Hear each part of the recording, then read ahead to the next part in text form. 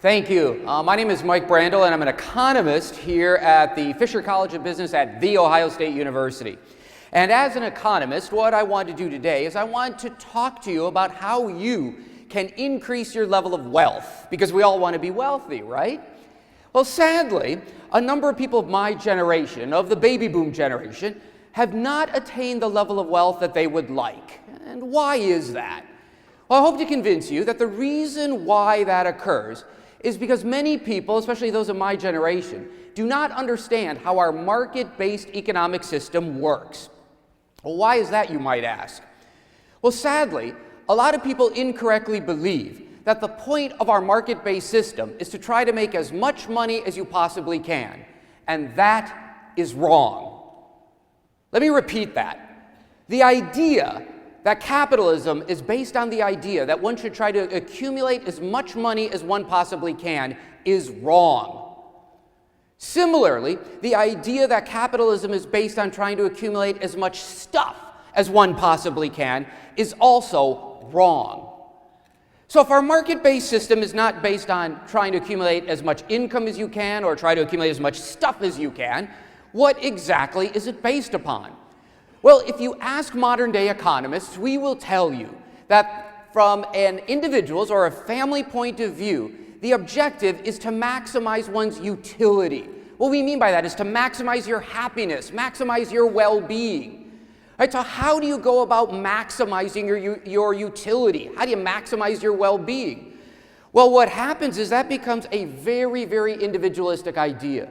Right? Because think about what goes into your utility function, or in everyday English, what gives you happiness? What is it? See, it's very individualistic.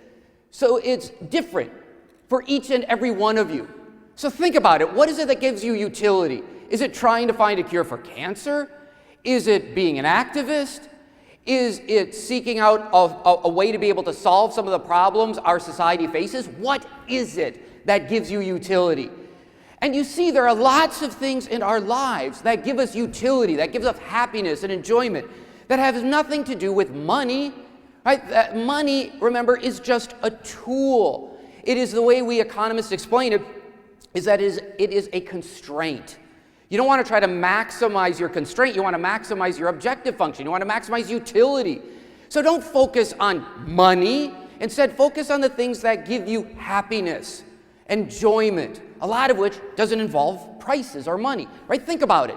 When you spend time with your friends, with your family, is there exchange of money? No. But is there utility? Is there happiness? You darn right. Right? When I go home and I throw the ball for our German Shepherd, Jerry, and Jerry brings the ball back, do I say, good job, Jerry, and give him a $5? No. Right? But there's utility, there's enjoyment, there's happiness there. So why is it then that so many of my generation and the baby boom generation, why haven't they maximized their utility? Well, in part, the answer to that goes all the way back to the Great Depression of the 1930s. See, back in the 1930s, economists misunderstood why the Great Depression came about. We wrongly believed that spending was the most important variable. We thought that when spending declined, that's when the economy slid into the Great Depression. Well, it turns out it's much more complicated and complex than that. But the idea grabbed hold that spending was the most important variable. Spending declines, recessions and depressions. If spending increases, no more depression. And that's exactly what happened. Right, with the outbreak of World War II, the level of spending in the US increased, no more Great Depression. So clearly, spending is important. So what we did is we based our entire post-World War II economy and society on the idea of keeping spending high. Right, so it's been 80 years that our economy and our society is ingrained with this idea to keep spending high. But it didn't always cause such problems. Because the generation that lived through the Great Depression, the generation that fought World War II, that generation that Tom Brokaw correctly labeled the greatest generation, they understood. They understood that there was value in things like family, community, friendships. So while they understood that, yes, spending played an important role, it shouldn't be the main driver. Increasing your income should not be our main objective. Accumulating stuff should not be our main objective. Sadly, my generation, the baby boom generation, we got it wrong. We focus almost exclusively on increasing income, on accumulating stuff. And the beautiful thing about markets is that markets will send you signals when you're doing things wrong. And that is in great part what happened in 2008.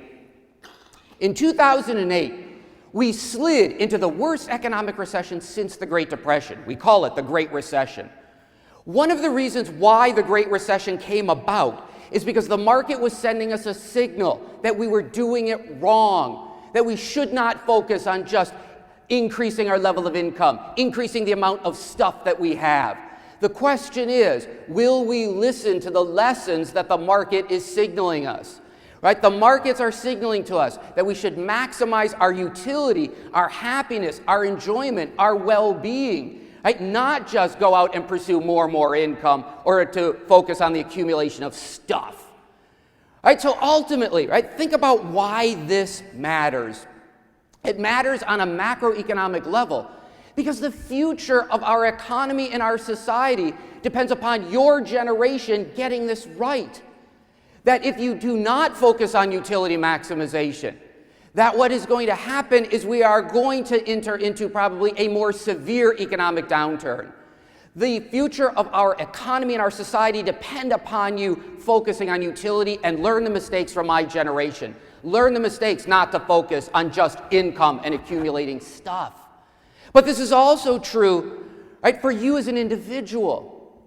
Think about this. Right? When you go out and you're going to purchase something, you're going to spend your time. Ask yourself, why are you doing it? Are you buying things simply because you're forced with pure pressure or societal pressures to go out and buy that thing? Because remember, 80 years our society is focused on encouraging you to go and spend. Right? But instead, think about the opportunity cost. Right? What else could those resources provide? Or think about this on an individual level. When you think about the major that you chose, why did you choose the major that you did in college? Did you choose the major that you did because it is something that excites you, that it will maximize your utility? Or sadly, have you made the mistake so many in my generation have made? Did you instead just focus on, well, what's going to give me the highest level of income? Learn from the mistakes of my generation. Right? Learn that it should not be just focusing on income levels and accumulating stuff. And ultimately, the economists will tell you that is what will make our economy strong. There's this idea in economics called comparative advantage that's usually applied to countries, but it also applies to individuals. Comparative advantage says that people should do what they are the best at doing. And what do people tend to be the best at doing? They're the best at doing what they enjoy. So think about this and have conversations with your friends, with your colleagues, right? And understand the pressures you are going to face from society, 80 years in the making, to get you instead to focus on income and the accumulation of stuff. But understand capitalism and our market-based system depend upon you learning the lessons, the mistakes that my generation made. So how can you become wealthy? How can you achieve the level of wealth that you want? How can you be much happier than my generation? By maximizing your utility. Thank you very much.